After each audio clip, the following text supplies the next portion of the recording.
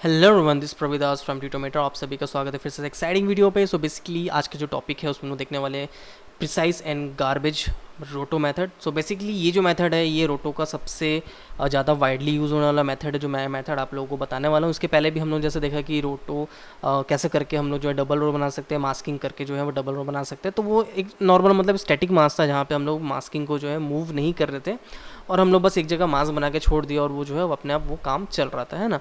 तो ये तो हो गया नॉर्मल। अगर हम लोगों को ऐसा कुछ चाहिए जहाँ पे हम लोगों को मूवमेंट है ऑब्जेक्ट में और उसको रोटो करना है, तो वो कैसे करेंगे वो बेसिकली हम लोग देखने वाले हैं ना।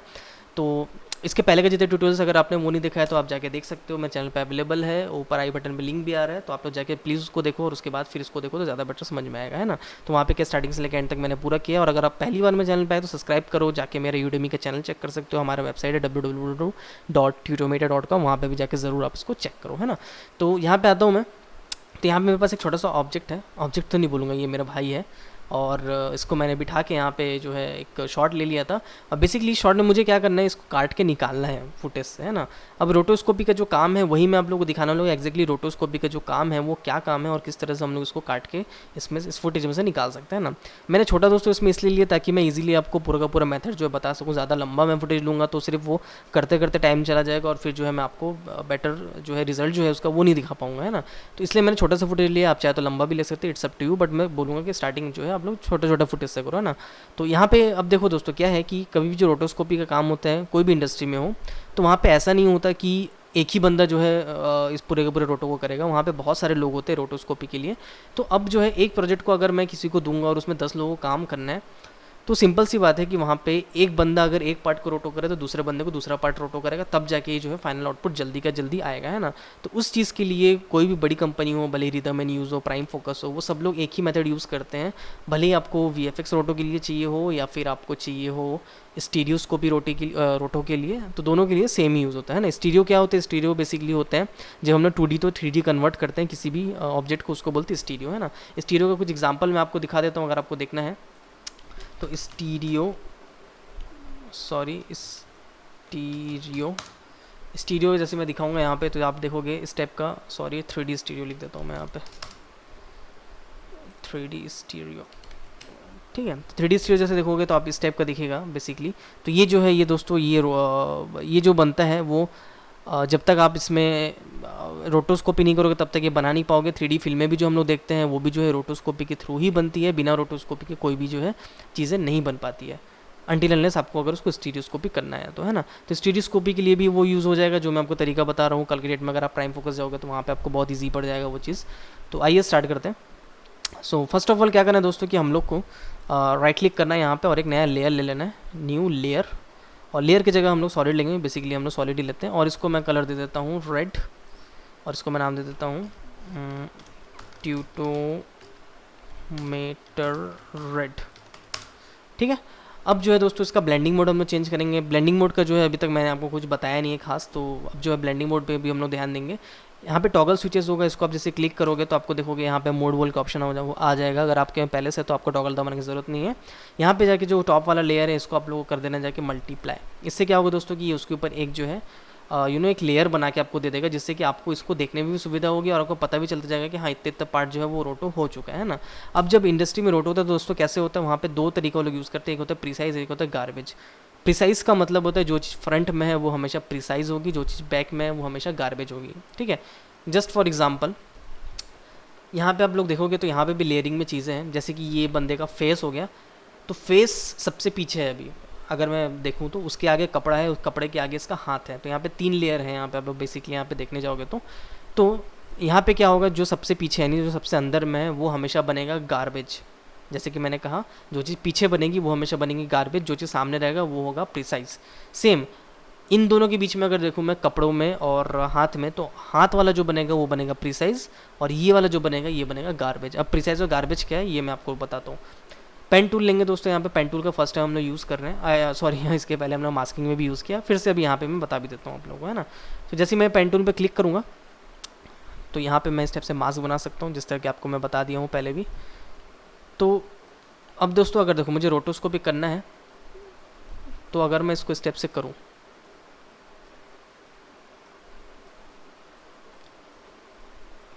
ठीक है, और फिर स्टेप से ऐसे करते करते मेरे को अगर फेस का रोटो इसका करना है सपोज़, तो मैं एक रफ बना देता हूँ सपोज़ इस स्टेप से, है ना। तो अब जब मैं शर्ट का रोटो बनाऊंगा, है ना, अब जब अगर मुझे फिर से शर्ट का रोटो बनाना होगा तो मुझे कैसे बनाना पड़ेगा इसको ऐसे। तो दोस्तों यहाँ पे देखोगे कि छोटा सा जो गैप जो है वो आएगा ही आएगा, ह्यूमन एरर है तो उतना सा गैप आएगा ही आएगा, है ना। तो ये जो गैप है, इसी प्रॉब्लम को सॉल्व आउट करने के लिए जो एक मेथड जो मैं आपको बताने वाला उसको हम लोग बोलते हैं प्रिसाइज और गार्बेज। अब प्रिसाइज गार्बेज में क्या हो जाएगा कि ये जो गैप है वो गैप आएगा ही नहीं। वो क्यों नहीं आएगा, इसके पीछे रीज़न ये है कि जब मैं शर्ट को बनाऊँगा, सपोज़ अगर मुझे शर्ट को बनाना है तो शर्ट को इस स्टेप से मैं यहाँ से प्रिसाइज करूँगा। सिंपल सी बात है, क्योंकि बैकग्राउंड जो है बैकग्राउंड और ये सामने है, तो सामने वाली चीज़ हमेशा प्रिसाइज होगी। मतलब मुझे अभी शर्ट को जो है प्रिसाइज करना है इस एरिया में, जिस एरिया में मैं अभी बना रहा हूँ।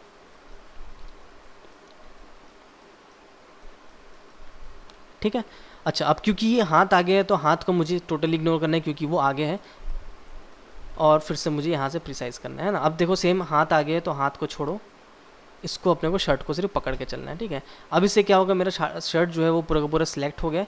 अब अगर मुझे सिर्फ हाथ को लेना है तो हाथ को मुझे अब फिर से प्रिसाइज लेना पड़ेगा, क्योंकि हाथ के पीछे का जो इलाका है वो सब गार्बेज बन चुका है। गार्बेज मतलब जहाँ पे सारे के सारी चीज़ों को हम लोग एज इट इज़ रख देते हैं, वहाँ पे हम लोग किसी भी तरह का मतलब सिर्फ उसको नहीं रखते। अब जैसे कि मैंने शर्ट भी रख दिया, फेस का लिप्स भी रख दिया, हाथ भी रख दिया, सब आ गया उस मैट में जो मैंने पहला वाला बनाया, तो ये हो गया गार्बेज।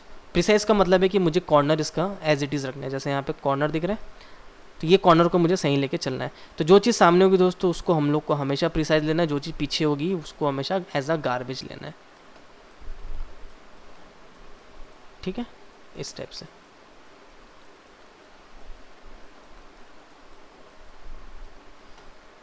अब अगर हाथ के सामने मेरे पास और कुछ होता तो मुझे फिर हाथ को गार्बेज लेना पड़ता, फिर उसको प्रिसाइज लेना पड़ता। तो इस स्टेप से जो है दोस्तों बनता है ना। अब जैसे ये दोनों के बीच में अगर मैं डिफरेंस देखूँ कि मेरे पास शर्ट भी है और मेरे पास पीछे में जो रखी हुई लकड़ियाँ भी हैं। अब क्योंकि लकड़ियाँ पीछे हैं तो लकड़ियाँ जो होंगी वो गार्बेज होगी, तो लकड़ियों को मेरे को कहाँ तक के लेना है, इस स्टेप से एक्स्ट्रा लेना है अंदर में। क्योंकि जब भी मेरा हाथ जो है मतलब जो शर्ट वाला पार्ट है वो आएगा तो वो ऑटोमेटिकली वो ऊपर हम लोग कर सकते हैं उस पार्ट को। ठीक है। तो इस स्टेप से मुझे जो है लकड़ी को लेना है गार्बेज, इन द सेंस कि लकड़ी को मैं अंदर तक के घुसा सकता हूँ, कोई इशू नहीं है, बट जो शर्ट है वो सामने सामने ही रहेगा। सेम जैसे इसको मैंने बताया कि ये जो है ये प्रिसाइज रहेगा, मतलब सामने रहेगा, क्योंकि ये सामने है फोरग्राउंड में, तो ये हमेशा प्रिसाइज रहेगा, और जो बैक में है वो गार्बेज रहेगा। तो इस मेथड को यूज़ करके दोस्तों आप जो है किसी भी तरह का मास्किंग हो, हर मास्क को आप जो है कर सकते हैं अपने हिसाब से, जो भी मास्किंग हो। अगर आप ऑर्गेनिक कर रहे हैं, इनऑर्गेनिक कर रहे हैं, कैरेक्टर कर रहे हैं, बिल्डिंग कर रहे हैं, कुछ भी कर रहे हैं, हर चीज़ में आपको जो है ये वाला मेथड यूज़ करना चाहिए। इससे क्या होगा दोस्तों कि आप लोग बहुत सारे लोग मिलके एक प्रोजेक्ट पे काम कर पाओगे। अब सपोज़ इसी एक शॉट को अगर मैं 10 लोगों को बांटूँ तो 10 लोगों को मैं क्या काम दूंगा, मैं एक बंदे को बोलूँगा कि सिर्फ तुमको हेड रोटो करना है, तो क्योंकि उसको पता है कि हेड जो है, हेड पीछे है हाथ के, तो हेड का जो मास्किंग बनेगा वो बनेगा गार्बेज, इन द सेंस मेरे को इसको ऐसे अंदर लेके करना है। जैसे जैसे मेरा हेड है वैसे वैसे मेरे को इसको स्टेप से लेके करना है। कान भी आएगा इसके साथ, तो उसको ऑटोमेटिकली पता होगा कि ये गार्बेज हो गया।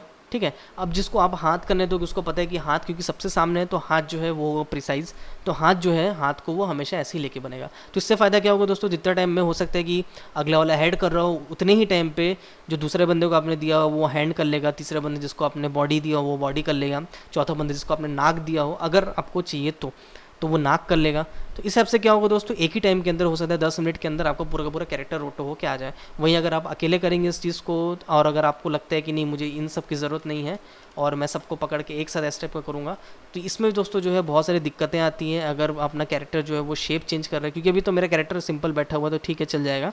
अगर मैं सबको एक साथ लूँगा और मेरा कैरेक्टर अगर उठ के गया है, चल के गया, तो उस टाइम जो है नंबर ऑफ़ पॉइंट्स जो है वो बहुत ज़्यादा हो जाते हैं, और इसके चलते क्या होता है दिक्कत, उसके चलते दिक्कत ये होता है कि हम लोग रोटो अच्छे से नहीं कर पाते हैं।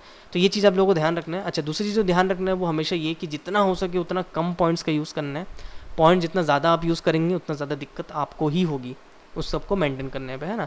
तो पॉइंट्स हम लोग को हमेशा ध्यान रखना जितना कम यूज़ हो। तो एक बार के लिए फिर से जाता हूँ ये वाले लेयर पे, और जाके एक बार के लिए मैं कान को एक बार आपको करके दिखाता हूँ किस तरह से हम लोग कान का रोटो करेंगे, है ना। उसके बाद जो है पूरा बॉडी का रोटो मैं आपको करके दिखाऊंगा कि किस तरह से बॉडी का रोटो हो जाएगा, है ना। बट वो वाला टाइम लैप्स रहेगा, क्योंकि आप जब एक कर लेंगे तो आपको समझ में आ जाएगा कि बाकी को कैसे करना है। तो कान को स्टेप से देखो दोस्तों, मैंने स्टेप को पूरा अच्छे से जितना हो सके उतना प्रिसाइजली आप इसको पकड़ लीजिए एक बार में। वैसे ये फुटेज जो है कोर्स मटेरियल में दिया हुआ है, लिंक दिया हुआ है डिस्क्रिप्शन में, वहाँ पे जाके भी आप जो है इसको डाउनलोड कर सकते हो। तो यहाँ पे जब आपका जो रोटो है वो बन गया, जब आपका शेप बन गया, अब बारी आती है उसको एनिमेट करने की। वो इसलिए क्योंकि अगर देखो, अगर मैं एक बार के लिए मैं इसको सेट कर लेता हूँ फिर से। अगर मैं फ्रेम को आगे करूँगा तो देखो ये रोटो इसको छोड़ दे रहा है ना। तो ये दिक्कत है दोस्तों, क्योंकि ये अभी तक एनिमेट नहीं हुआ है। अगर एनिमेट नहीं होगा तो ये इसके साथ जाएगा नहीं। तो उसके लिए मुझे क्या करना पड़ेगा, मुझे प्रेस करना है एम। एम का मतलब है मास्क पाथ, ठीक है। अगर मैं एक बार के लिए एरो को खोलूँ तो इसके अंदर देखोगे 2-3 ऑप्शंस होते हैं। जैसे पहले मैंने बताया था सिर्फ ट्रांसफॉर्म का ऑप्शन आ रहा था, अब जैसे मैंने मास्किंग बना दिया तो एक मास्क का भी ऑप्शन आ गया। मास्क के अंदर भी दोस्तों देखो मास्क 1 है। अगर मैं यहाँ पे 25 मास्क होता तो सब मास्क का लिस्ट यहाँ पे आ जाता है, कौन सा मास्क है क्या है। मैं हमेशा बोलता हूँ कि इसका नेमिंग ज़रूर दे देना। तो जैसे ये मेरा ईयर्स है तो मैं इसको कान दे देता हूँ ना फिलहाल के लिए, कान, तो समझ में आ जाएगा, है ना। तो ये जो हो गया मेरा कान हो गया। और इसके अंदर इस पर्टिकुलर मास्क का जो भी प्रॉपर्टीज़ है वो सारे के सारे आपको मिलेगा। लाइक मास्क पाथ हो गया, मास्क फेदर हो गया, मास्क ओपेसिटी हो गया, मास्क एक्सपांशन हो गया, है ना। मास्क पाथ का मतलब है कि जो भी मैं इसमें एनिमेट करूँगा, मतलब अगर मुझे फर्स्ट फ्रेम पे ऐसा चाहिए और लास्ट फ्रेम पे देखो मुझे कुछ ऐसा चाहिए, यहाँ पे चाहिए, तो ये जो है ये एनिमेट करने को बोलते हैं मास्क पाथ। अभी क्योंकि मैंने मास्क पाथ में कोई भी तरह का एनिमेशन नहीं दिया है तो देखो ये मूव नहीं होगा। तो अगर मैं लास्ट फ्रेम को ठीक करूँगा तो फर्स्ट फ्रेम बिगड़ जाएगा, फर्स्ट फ्रेम को ठीक करूँगा तो लास्ट फ्रेम बिगड़ जाएगा, है ना। तो इसके लिए क्या करना पड़ेगा, आपको यहाँ पे की लगाना पड़ेगा, जैसे हम लोग एनिमेशन पे लगाते थे पोजीशन पे और जितनी भी अलग अलग चीज़ें उस पर। तो सेम आपको जाना है मास्क पाथ पे क्लिक कर लेना है एक बार, और उसके बाद फिर आपको जाना है इस पर एनिमेट करने के लिए, है ना। आपको दोस्तों हर एक फ्रेम पे एनिमेट नहीं करना है, आपको हमेशा रूल फॉलो करना है 8 4 2 1। ये होता है सबसे बेसिक रूल। 8 का मतलब है कि आपको 8 फ्रेम आगे जाना है, 1 2 3 4 5 6 7 8, और यहाँ जाके आपको एक बार इसको मिला देना है कुछ स्टेप से, जैसे भी आपको शेप चाहिए, है ना। तो यहाँ पे देखोगे यहाँ पे की भी लगते जा रहा है, और जो भी आपने शेप दिया है वो शेप को ये रीगेन भी कर लेगा इस पर्टिकुलर फ्रेम के आते आते। ठीक है, तो दोस्तों ये बन गया। आप यहाँ पे देख सकते हो कि मेरा इस शेप को मैंने जो है यहाँ पे बना दिया है कुछ ऐसा, है ना। अब जैसे मैंने कहा कि 8 में कर लिया, अब इसके बीचों बीच आना है, यानी 4 पे आना है। तो 4 पे यहाँ पे आओ और इस स्टेप से इसको सही से सही कर लो, ठीक है। अब सेम बीच में आओ, फिर से 4 का मतलब 2, और फिर से आके देखो जो भी आप लोगों को टेंशन यहाँ पे दिख रही है या फिर जो भी आप लोगों को यहाँ पे दिक्कत दे रहा है उस चीज़ को आप लोग यहाँ पे सही कर सकते हो। सेम अब इसके बीच में आओ, ठीक है। तो यहाँ पे देखो क्या हुआ कि देखो मैं इसको अगर एक बार मूव करके दिखाऊं तो देखो मेरा जो एनिमेट है मास्क जो है वो ऑटोमेटिकली सही से यहाँ पे शेप जो है वो ले रहा है ऑटोमेटिकली, है ना। तो इस टाइप से दोस्तों आप लोग देखोगे कि मैंने जो यहाँ का यहाँ से यहाँ तक का फ्रेम है वो रोटो कर दिया है। और इसी टाइप को यूज़ करके के दोस्तों आप लोगों को सारे के सारे को करना है, मतलब फेस को करना है, हैंड को करना है, जितने भी यहाँ पे सारी चीज़ों को करना है। तो दोस्तों यहाँ पे आप लोग देख सकते हो कि जो रोटो वाला पार्ट है वो मैंने कंप्लीट कर लिया है। और यहाँ पे आप लोग देखोगे जैसे जैसे मेरा कैरेक्टर मूव हो रहा है वैसे वैसे मेरे रोटो का भी पार्ट जो है वो मूव हो रहा है। और जो मैंने रोटोस्कोपी किया है वो किया है मैंने ये जो लेयर था इसके ऊपर, आप लोग देख सकते हो मैंने प्रिसाइज और गार्बेज को अलग अलग करके किया हुआ है। तो दोस्तों ये जो है रोटोस्कोपी बेसिकली इसको क्या, ये किसी भी कैरेक्टर को जो है सीन से अलग करने का काम आता है, या फिर उस पर्टिकुलर जगह पे कुछ अगर आपको करना है तो उस टाइम काम आता है। अब जैसे कि अगर मुझे ऐसा करना है कि मुझे इस कैरेक्टर को थोड़ा ब्राइटन अप करना है तब भी मैं इसको यूज़ कर सकता हूँ। तो आपको कुछ नहीं करना दोस्तों, यहाँ पे जो 3 ठोक आपके पास मास्किंग है इसको आपको सिंपल Ctrl+C करना है और जाके आपको Ctrl+V कर देना है, ठीक है, और ऊपर वाले को ऑफ कर देना। अब दोस्तों देखोगे कि जो मेरा कैरेक्टर है वो आइसोलेट हो गया एकदम अलग से।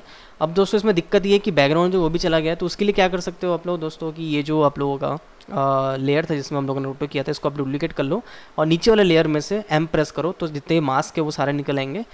सब में से मास्क लोगों को डिलीट कर दो। तो बैकग्राउंड लेयर पे जो हो गया मेरा जो भी मेरे को रखना था वो मेरा आ गया एज इट इज़। ऊपर वाला लेयर पे जो है मेरा कैरेक्टर आ गया, है ना। मैं एक बार बैकग्राउंड लेयर भी दिखा देता हूँ। तो बैकग्राउंड लेयर खाली नहीं हुआ, ऐसा नहीं सोचना है कि बैकग्राउंड लेयर खाली हो गया। Background layer as it is है, उसके ऊपर जो है एक इतना सा मास्क उसके ऊपर चढ़ गया है। मैं एक बार आपको मूव करके दिखा देता हूँ, ये देखिए, ठीक है। तो ये जैसे उसके ऊपर स्टेप से लगा हुआ है, दैट्स इट। अब जैसे आपको चाहिए कि हाँ इस कैरेक्टर को मुझे थोड़ा ब्राइटन अप करना है, कुछ भी करना है, तो वो भी आप कर सकते हो। सिंपल आपको इफेक्ट एंड प्रीसेट में जाना है। तो ये जो कलर करेक्शन पार्ट है तो अलग से ट्यूटोरियल होगा, बस अभी मैं आप लोगों को दिखाने पर्पज़ के लिए कर रहा हूँ। तो मैं जाके लिखता हूँ कर्व्स और यहाँ पे कर्व मेरे को मिल गया और जिसमें मैंने रोटो किया है उसको उसके ऊपर जैकेट अपन डालेंगे और उसको अपन हिसाब से ब्राइटन अप भी कर सकते हैं, दिख रहा है। तो सिर्फ जो है पूरे इमेज जो है पूरे में नहीं हो रहा है, सिर्फ और सिर्फ जितना मेरा पार्ट है उतने में हो रहा है जितना पार्ट को मैंने सेलेक्ट किया है। अब इसको आपको हाइड करना है तो यहाँ पे छोटा सा एक बटन आप यहाँ पे देख सकते हो, toggle mask shape path visibility. इससे क्या होगा कि ये विजिबल होना बंद हो जाएगा। अब जो है स्टेप से आप देख सकते हो, ठीक है। तो ये हो गया दोस्तों मेरा यहाँ पे, अगर मेरे को इस टाइप का कुछ एक करना था, डार्क करना है, सैचुरेशन बढ़ाना है, कुछ भी करना है मुझे इस पर्टिकुलर एरिया के साथ, तो मैं यहाँ पे कर सकता हूँ। तो रोटो दोस्तों इसीलिए यूज़ होता है कि जब भी आपको किसी भी कैरेक्टर को आइसोलेट करना हो या फिर किसी भी चीज़ को आइसोलेट करना हो, आपको आप चाहते हो लकड़ी आइसोलेट कर सकते थे, आप चाहते तो यहाँ से कुछ दूसरा होता तो उसको आइसोलेट कर सकते थे। इवन रोटो तब भी यूज़ होता है जबकि हम लोगों को मान के चलिए कुछ ऐसा डालना है सीन में किसी कैरेक्टर के पीछे, तब भी यूज़ होता है ना। अब यहाँ पे जैसे मैं आपको कोई छोटा सा एग्जांपल दिखा देता हूँ। मैं यहाँ पे एक न्यू लेयर ले लेता हूँ, सॉलिड है ना, और यहाँ पे मैं इसको रेड, हाँ ठीक है रेड कोई इशू नहीं है, तो इसको मैं एक बार के छोटा कर लेता हूँ कुछ हिसाब से। अब जैसे कि मैं चाहता हूँ कि ये जो रेड वाला पार्ट है ये रेड चले जाए जो मेरा कैरेक्टर है उसके जस्ट पीछे, है ना। तो क्योंकि ये तो अभी तक तो मतलब अगर नॉर्मल हम लोग देखें तो ये तो 2D लेयर है, तो मैं उसके पीछे नहीं डाल सकता, बट जैसे ही रोटो मेरा कंप्लीट हो गया अब मैं चाहूँ तो इसके पीछे इसको डाल सकता हूँ। सेम आपको थोड़ा सा दिमाग लगाना है कि बैकग्राउंड में मेरा ये वाला लेयर है, यानी जो बैकग्राउंड में एकदम है उसके जस्ट ऊपर मुझे इसको डालना है, यानी रेड वाला। इसको मैं ड्रैग करके नीचे ले आता हूँ। अब देखो क्या हुआ कि ये जो रेड वाला है उसके पीछे चला गया। तो एक बार के लिए मैं उसको ब्रेकडाउन दिखा देता हूँ। पहले मेरा ये लेयर आ गया, फिर मेरा ये आ गया, और उसके ऊपर फिर से जो है कैरेक्टर का एक एक्स्ट्रा लेयर आ गया। तो अब जो ऐसा लगेगा कि जो मेरा रेड कलर का जो सॉलिड है वो उस कैरेक्टर के पीछे है ना। तो बेसिकली इस चीज़ के लिए ही यूज़ होता है। आप लोग देखोगे कितना अच्छा ऐसा लगेगा कि वो वहीं पे स्टिक है उसके पीछे में। तो इस टाइप से आप किसी भी कैरेक्टर के पीछे या फिर किसी भी चीज़ के पीछे अगर आपको कभी डालना है तो भी आप इसे डाल सकते हो। अगर यहाँ पे मुझे ऐसा रहता है कि मुझे लकड़ी और कैरेक्टर के बीच डालना है तो मुझे लकड़ी को भी रोटो करना पड़ता, उसका एक अलग से लेयर बनाते हैं हम लोग। अभी जैसे कि हम लोगों ने कैरेक्टर का यहाँ पे लेयर बनाया, एक मैं नया लेयर बना लेता जिसमें मैं सिर्फ और सिर्फ जो है लकड़ी को रखता और फिर उनके पीछे जो है लेयर, मतलब जो रेड वाला लेयर है उसको मैं पुटअप करता। तो ये आपके ऊपर है, आपको जहाँ चाहिए वहाँ पे आप लेयर पुटअप कर सकते हो ड्रैग एंड ड्रॉप करके। तो ये सब चीज़ें जो है तो रोटो के लिए यूज़ होता है। स्टीरियोस्कोपी के लिए भी यही रोटो जो है वो यूज़ हो जाएगा। मतलब इसको अगर आपको 3D में कन्वर्ट करना है, जो चश्मा हम लोग लगाते हैं एनाग्लिप 3D, उसमें कन्वर्ट करना है तो भी जो है ये वर्कआउट करेगा। तो दोस्तों आपके लिए वीडियो मेरा कैसा लगा मुझे कमेंट बॉक्स में जाकर ज़रूर बताइएगा, और अगर वीडियो सच में बहुत अच्छा लगा हो तो प्लीज़ मेरी वीडियो को लाइक करने के बाद अपने दोस्तों के साथ शेयर जरूर कर दीजिएगा। अगर आप मुझे सच में सपोर्ट करना चाहते हैं तो प्लीज़ मेरे चैनल को सब्सक्राइब करने के बाद बेल आइकन दबा दीजिए। अगर आपको किसी भी एनिमेशन या VFX के रिलेटेड सॉफ्टवेयर पे पेड ट्यूटोरियल चाहिए तो आप मुझे डिस्क्रिप्शन दिए मेल ID पे कॉन्टैक्ट कर सकते हैं। तब तक के लिए दिस प्रविदास साइनिंग ऑफ।